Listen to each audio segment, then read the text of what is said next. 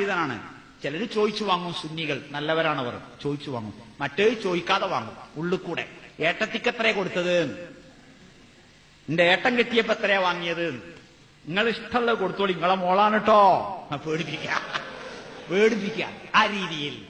അപ്പോൾ ഒന്നുമില്ല എന്ന് പറഞ്ഞാലോ, കല്യാണാലോചനയിലെ സ്വഭാവങ്ങൾ കണ്ടിട്ടില്ലേ? എന്ത്, ഓള് മക്കനടലില്ല, എന്റെ വീട്ടിലൊക്കെ മക്കനെ കുട്ടികളാ, ഓള് ഇവിടെ വന്നാ പിന്നെ മക്കനിട്ടേ പുറത്തണം, പള്ളിയിലൊന്നും ഇതുവരെ പോയിട്ടില്ല, അതൊക്കെ ഞങ്ങൾ കൊണ്ടേക്കോളാം, ഞങ്ങൾ 5 പള്ളിയിൽ പോണവരാ, പിന്നെ നിസ്കാരത്തിലൊക്കെ ലേശം അങ്ങോട്ടും ഇങ്ങോട്ടും, അതൊന്നും സാറില്ല.